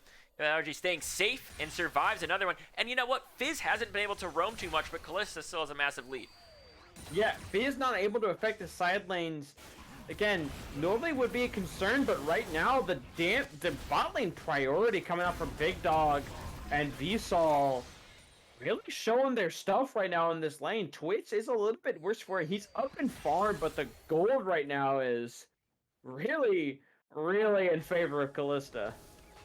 Yeah, Kalista's really massive. Twitch needs to get a little bit more gold into his pockets. Doing a good job with the CS, though, despite the 2 deaths and Kalista not dying yet. Still doing a good job bouncing those waves and being in the right spot at the right time. Even getting dove underneath tower and losing a lot of minions. He's able to be comparable with this Kalista. Yeah, he's able to keep himself relative in the game, although Twitch absolutely needs 3 items before he really starts becoming, you know, the stink rat 80 carry that we all fear. Yeah. And so he'll really need that. Strikebreaker is finished for 19 steps, but will it be enough to kind of maybe win this top lane as well? She's just kind of gonna start walking away from these fights relatively unscathed. Kickin Squids. You have some people in some good places, but Herald being dropped down here in the bot lane means they are going to be able to take this tower. Bandage toss. Waffle just wants to get in there, clear the rest of the minions out. Can they try to delete this before they take it? They cannot. The ultimate being dropped from Big Dog. Waffle's going to try to block in one area, be like, you guys need to stay alive for a little bit longer. And here comes the ultimates getting dropped onto them now. But here comes Chum the Waters. They're able to find Phenom and a lot of damage coming out. Twitch also peppering it in. Can he get a shutdown? Can he find some kills? He cannot. As Fizz escapes with all... Just a sliver of life. I would be so mad if I'm Twitch, by the way, because I'm gonna tell you exactly how I would call this. If I was the Twitch in this game, I would be saying, why the fuck does Fizz have Triumph? That's exactly what I would be saying. I had no idea he had Triumph, and he just has it. And it saved his life there. Yeah, mid tower did go down during that scuffle. 19 steps, able to push another wave into the top. Welshi stops him from taking the tower, but 19 steps up, 30 CS. Looking pretty healthy. Vigar even up CS in the mid lane. But this Fizz and this Kalista, this is the problems we've been talking about. They continue to be the problems. Yeah, the Kalista is so far ahead. Showstopper's gonna land here. Oh my goodness, 19 steps, trying to get the CC off, doing a little bit more damage. Gets the Haymaker, can't find him. Oh, it's another one. He's so frustrated. He wants it so badly. Gonna have to flash over the wall to stay alive. Oh, he wanted it so bad, but Welshi just walks away from him at such low HP. He's got the buff. I actually called the fourth guy was used to maybe try and snipe him out. His big dog is gonna look for Kevin. Not gonna be able to land though. And yeah, right now, all the dragons, all the neutral dragons right now should just be on the side of Horizon. They should just get what they want because this Twitch and this Vigar need items. They need to hit these big breakpoints in terms of their items. And again, if they're not able to find it, it's just going to be a really, really hard snowball for the side of Optimal Esports. Yeah, this Kalista is massive, but if you get Kalista into a spot near Vigar, that's when Vigar is going to have that advantage. Kalista, really hard not to go into the sides against Vigar, get stunned up. It's easy to blow you up quickly. So, you know, if you could kind of switch where you're going, but Fizz on the split right now. Yeah, Fizz is just split pushing because, again, who can hold him right now? The only one who can hold him is 19 steps, but Fizz is going to pick up 700 gold at 18 minutes. He is wealthy. Yeah, this is a big problem for Kickin Squids. Even Kalista's got 2K in the bank. They need to get into these team fights and be in the right positions. 19 steps now against that Fizz, which is good, but Kev had allergies. Needs to get to the breaking point of being a terrifying Vigar, and they need to stay safe against the onslaught of Shum the Waters. Yeah, they need to stay safe against it. They need to get this Twitch items, and right now, again, look at the vision control from there. I'd say like a Connect 4 grid of wards right now in that bot side for the side of Optimal Esports. 19 steps, going out and clearing them all, boosting his vision score. Listen, we don't track stats anymore, but he gets it. He understands. He's all over it. As the Twitch sitting on around 600 gold, doesn't really have a great buy, and Kalista already at 2 full items with another recurve bow in house right now. This Kalista is feeling mighty good about herself in this lane. By the way, if we get a game 3 here, which it's leaning that way right now. If we get a game 3 here, I think Fizz is going to be something that Kev is very irritated to have to play against. Much preferred that Ahri. Yeah, I think almost everyone prefers playing against Ahri than like a good Fizz, because like Fizz is just so frustrating to deal with because there's like niche champions that can deal with Fizz, or like you have to like be really, really good at the game to like, because like I don't know how to deal with Fizz, right? And I don't think I'm like terrible at the game, right? And like every time I see a Fizz, I'm like, damn it, I have to face my demon. You need the lockdown, right? When it's picked really late in the draft and you don't have lockdown that's reliable and that's it becomes a really big problem. This is one of those things. It's what happens when you open yourself up. When you I'm gonna open yourself up. 19 steps, could be in a lot of trouble right here. Gets Shum the Waters dropped onto him. A lot of damage coming out as he drops really, really low. Can he try to drop the Haymaker? He's gonna drop the ultimate. He's gonna maybe look for a big Haymaker, but he's not gonna be able to fight in a 1v4. He gets taken down, and they're gonna push in the top lane at the same time. Kickin Squids pushing in the mid lane. Yeah, Kickin Squids is trying to get gold where they can. Maybe trying to, you know, replenish some of the lost gold around the map, but it's 6k gold lead for the side of Horizons. And they are looking very good in this second game. I've had allergies splitting down here in the bot, looking for that towers. Rethus roamed up to the top lane, try to hold on. They're pinging the mid tower now. Yep, just rotate around the map, pick up as much standing gold as you can. But if you're the side of Kickin Squid, you're almost okay with this mid turret going down because it allows you to kind of bunker a little bit better. Because where that mid turret is, it means you have to Baron's step already getting started. Yeah, I was about to say, that's the one risk though, is that because you don't have enough control, Baron is going to start, and this is a really good Baron taking comp. They're gonna get it. They're gonna sneak it right here. It's almost underneath their nose. Waffles has no idea. He's rotating in the mid lane. Set might hit something that'll spark it right now, but it's already down to 6K. He's gonna see them on it right here. He might be calling for backup. Might be looking for somebody here, but all the damage coming out of teleport coming in as well. Can he find a haymaker on the right target? He can't. In time he goes down. The ultimate getting dropped. And so is Call. The Forge God is gonna get knocked on to two of them into the back line. The ultimate being dropped. Here comes a massive engage. Chum the waters. They're trying to find the damage, but here was the turn. Two are going down. They're looking for a third. They grab the third. All they gotta do is find the Callisto. They do. Kickin Squids are back in the game. Kickin Squids somehow, some way, find their way through the fight, and the biggest part of it was Fizz and all the members of Optimal dumped all their abilities on the set. They said, we killed the set, but then the entire backline shows up and they just annihilate Optimal Esports. That was such good positioning from Rathouse, from Phenom, from Kev Had Allergies, and from Waffles. They created a barrier. They said, yes, Set is over there. We're going to keep another wall. We're going to put a Mumu in front. We're going to keep our carries in the back. The Call of the Forge got hit. Maokai's ultimate hit, but they were still able to dish out their damage because Fizz had nothing to drop on them. Callista was not in range of them, and they're able to find a full ace and the Baron. Yeah, and what was a 6K gold lead has basically evened up. We are at a completely even game state. Fizz and Bygar are completely even. The only significant gold lead is Callista against Twitch. And it's important not to get antsy right here. This is not Soul. It's not a dire play. You don't have to dive in. Just let them grab it. They're going to get a little bit more of that healing over time. But you have the Baron. Choose to use that Baron right now. It's only 7-13, but as you're saying, the game is evened up. Yeah, and even then, the Baron here, maybe just a denial Baron. Like, not letting you get Baron is just as good as, even if we get anything from this Baron. It stops your snowball. It lets us scale a little bit more. And so, a huge, it can't stress this enough how massive of a team fight win that was for Kickin Squids. Kickin Squids are a really interesting team. They've had seasons where they've won every single game. They've had seasons where they've lost every single game. They've had seasons where they bounce back and forth, and right now, if they can find their groove at the end of this season, if they can win a couple of series, they can make playoffs in a really safe and comfortable spot, and right now they're pushing down mid. Yeah, but right now, DRC2 is hunting, was maybe looking for a Chum the Waters.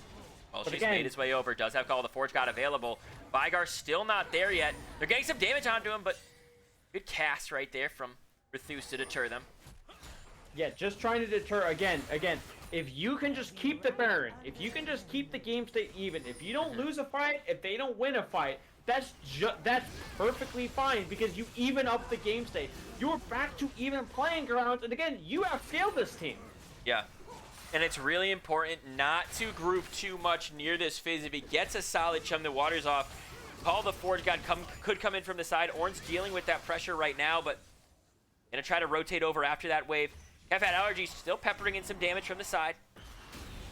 Yeah, and Rainbow Samurai, maybe not the target you want to hit with the Fire. He does have a decent amount of MR nice stun right there, but the ult is now getting dropped over from the side. They could be looking for a flank as well. Raffles in a little bit too deep. Here comes Call of Forge God. They're going to find a lot of them. He's actually going to find two of them right there. Here comes the ultimate from Set as well. They're looking for a little bit in the turn. Can they find the haymaker? Can they do the damage? Can they stay alive? They can't. Set goes down. Kev Has Allergies just going to run for the hills. Can't find it. Can he find the Q? Can he stay alive? He finds only one. It's a full ace the other way.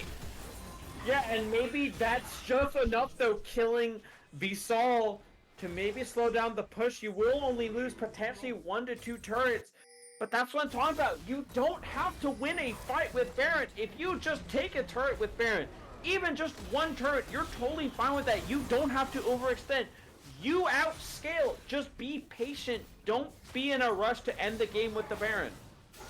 Yeah, and got another wave coming very soon, but Tower started to do some damage to the tanks up in the front. Big Dog dropping low. These guys don't have Callista yet, but this next dragon fight in 2 minutes could really decide the game. Can Kickin Squids get there? Can they set up? Can they be healthy? At the same time, Baron's going to come up within 20 seconds of it, so you could see really explosive battles coming very shortly. Right, exactly, and right now you have to take a look at the inventory of the items. You have the Banshee's Veil finish on the Viker.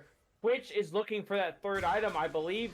He's decently far off. He's at least 1,000 gold off. A stun is going to land on TRC2, but I'm pretty sure Phenom... Yeah, didn't want that smoke. You want to be walking into. Phenom did not want that smoke. He's like, I'm glad I stunned him. I'm going to walk away.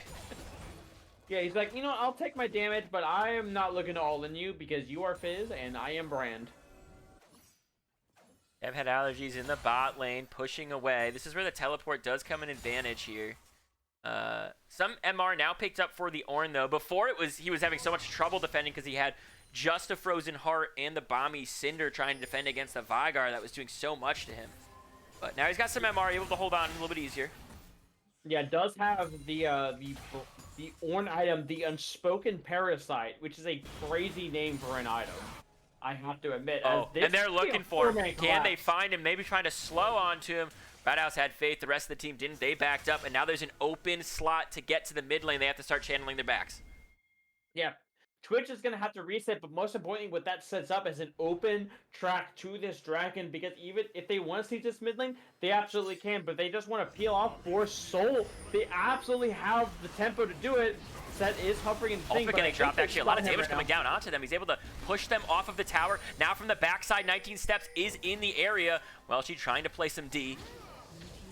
Yeah, they have to fight soon because Rathus using that spray and pray is so massive because that's such a huge part of Twitch's ability to fight. It's almost a quarter done, but they can just walk straight over to this dragon and set it up, and that's Soul for them. Yeah, it will be Soul if they're able to grab this. Fizz still up in the top lane.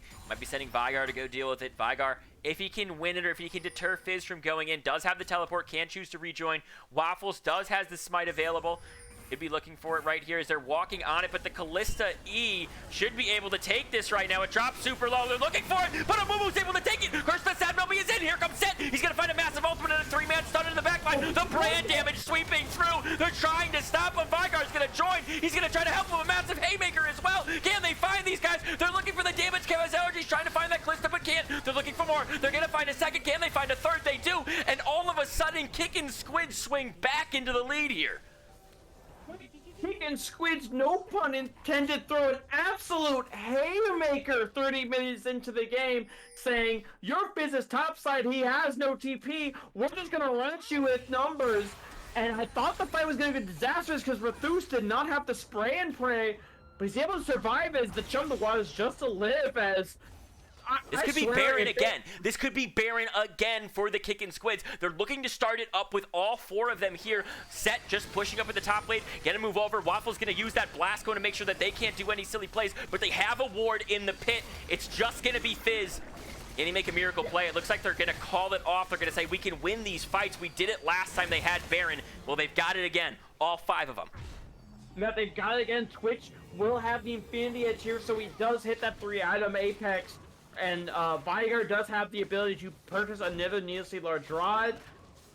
And yeah, right now, Kickin Squids bouncing back and the gold re-evens itself in this game, and they're looking really good to maybe navigate this late game and really take a huge upset in Economy B. This is going to be one of the biggest upsets so far in the LBLCS. If they could take down Optimal Esport Horizons in 2 games, that would be massive. However, they have tools to stop them. Optimal Esports, they have the mental. They're getting the Ornn items right now. 2 more just got the Ornn items after that fight. So that could be really massive when you're looking at what's going to happen next time. And if Fizz gets the right play and isn't top there, that fight is totally different. If Chum the Waters goes off on the right person, if you could take Phenom or if you could take Radhouse out of the fight, it could be massive. Radhouse still pushing, but Yeah, meanwhile, they might be just looking at the Vigar here. Yeah, again, maybe try to find some damage. Does find a little bit. Zach's able to trade 1-for-1 right there. They do find the shutdown in the end, but a 1-for-1 trade is great for them. Okay, never mind. I guess this matchup is just Giga free for Vigar. Because he just completely obliterated Fizz out of existence. Oh, Big Dog dropping super low. Gonna get ulted away, but that means the tower should be theirs. As we do have a back from Amumu, he's gonna try to hold against that Udyr. Going over to the towers. They're pushing in with the Baron. If they can stop Udyr from coming back, these guys can just walk right in. They have 30 seconds still. They're gonna rotate to the top instead. They're gonna look for a double inhib here. Yeah, they are just able to also grab the top lane, and for the first time, maybe since the early game, they do have a gold lead. And this Vigar right now, I need to check his when he's alive, I'll check his AP, because I'm pretty sure he's definitely over 1,000 at this point. He is such a nuisance if he's able to get to the squishies. Yeah, he really could just Q ultimate onto this Kalista, but Kalista has that range on them, can really dodge in these team fights. If there's a flash cage or anything crazier, if the game opens up in a big open space, that's when you can see Vigar really get close to this Kalista, try to close him down.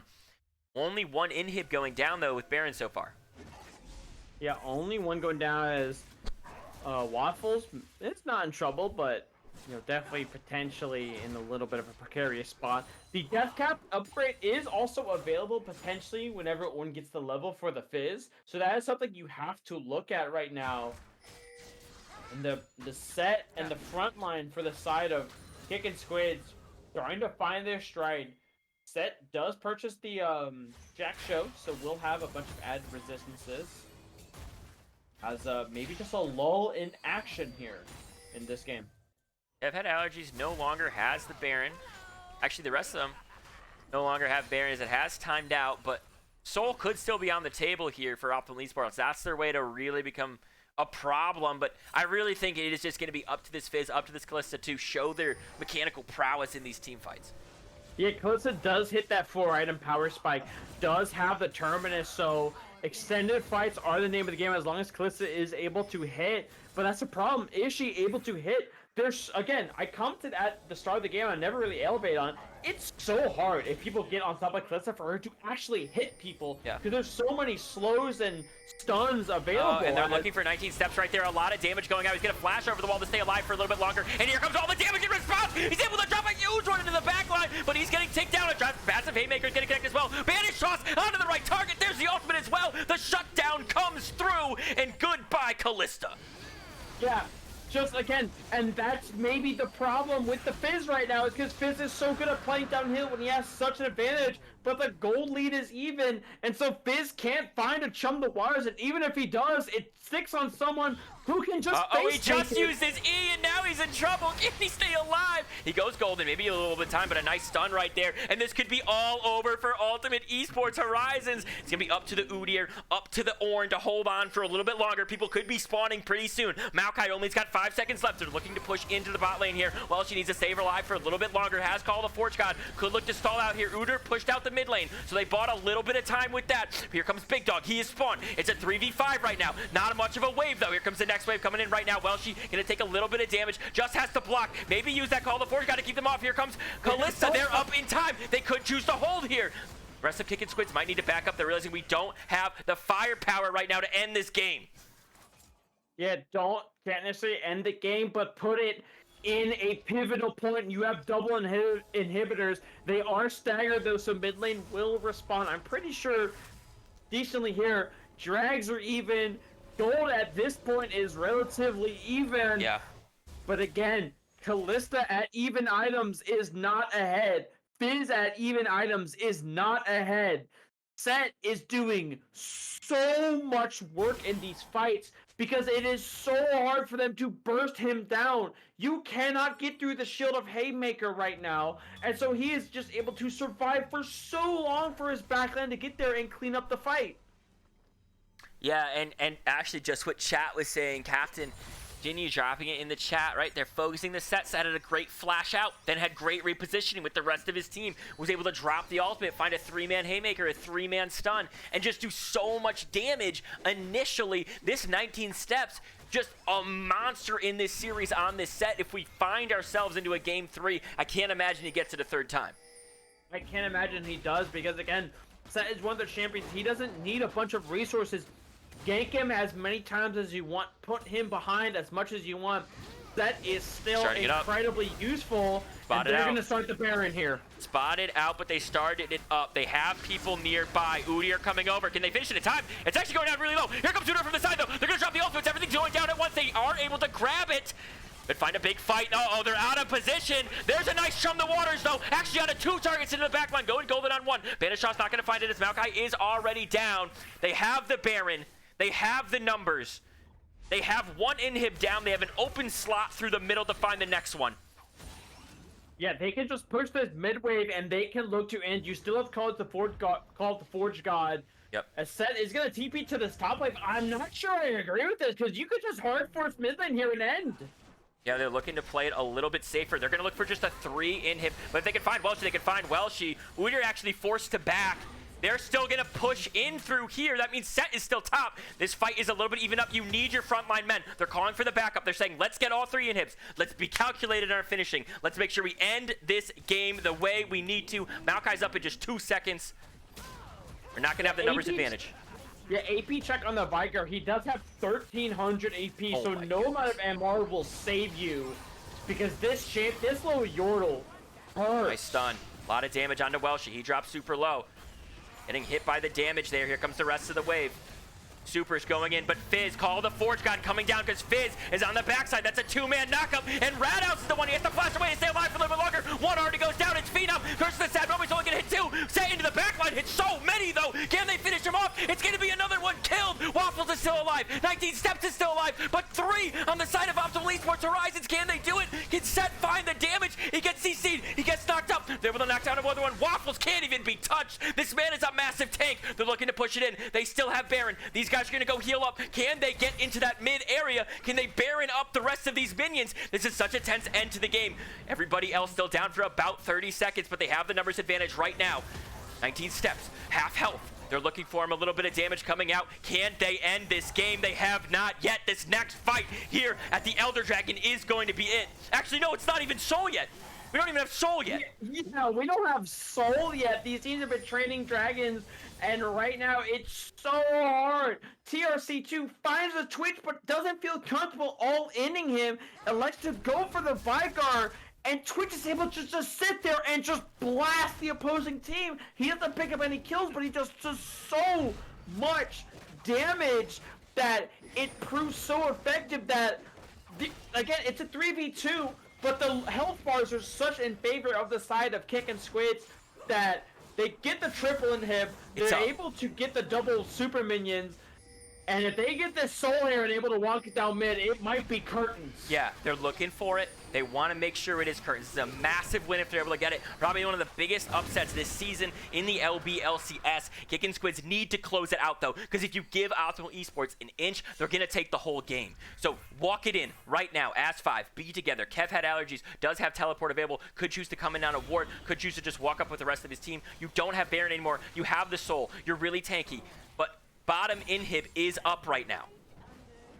Bot inhib as help, but I believe you have 4 super minions in the top wave. So this might be the game, but Fizz is lurking. Radhouse in a really dangerous spot. Does not have flash available. Gonna have to drop that Ghost as soon as this comes down. Phenom could be in a lot of trouble right now. And there's the Ghost getting dropped. Everybody's going all the way in. Reduce already out of the fight. Can they drop the rest of the damage? Can they find it? It's Kalista that's running rampant in the rest of the back line. They're killing 1. They're killing 2. They're gonna look for another right here as Waffles drop super low. 19 Steps should be able to find this Fizz, and he does. Can he try to find the rest of them? Look at this haymaker. Is he gonna come out? Does he have it up right now? 1 more Q. He does. He's hanging out of this game. 19 Steps could win this thing. He can win it. All he has to do is just keep the minions in the base, but there's a full health Ornn and an annoying Udyr in his way. Can he do it both? Next turns it down. He has triple inhibs right now. He's gonna have to look for the end. So much damage coming out onto them right now. He's staying alive. Look at the way this man is healing. He's saying, I don't even care about you guys right now. I'm dropping the shield on myself. I'm staying alive for a little bit longer. He needs to be able to drop a big haymaker as well. He gets another stun off. Look at him. He can't die. The man is unstoppable. The man could end the game. The man could end the world, and that's a win for the Kickin Squids. Kickin Squids What an upset over the #1 team in Economy B. 19 steps. You can gank him as much as you want. You can say, we're going to target you. It does not matter. Okay, so I was debating the whole time. Is it going to be Rathus or is it going to be 19 Steps? And god damn, did that just prove that 19 Steps was the MVP of that series on that set. Found the engages, absolutely tanked at the end, was like, that's it, I'm going absolute ham. I'm embodying, I'm cosplaying Set himself, just going to punch the Nexus, let everybody hit me. And this man was the front line for his team, did the most damage in that game as well. Just held on when their backs were against the wall. Kalista was 7-0, Fizz 3-0, and he still did the most damage. Dominant. It wasn't even that. It was with the set E, that face breaker, how many times he found Kalista, how many times he found the Fizz and was able to start these fights. And again, the counter punch that set provides, because again, they couldn't necessarily all the time dump all the burst damage onto the squishies, so they had to focus it on the set, and he buys so much time that once that counter pitch comes out, it's curtain calls for you. Yeah, they got taken down, experiencing their very first loss of a series this season.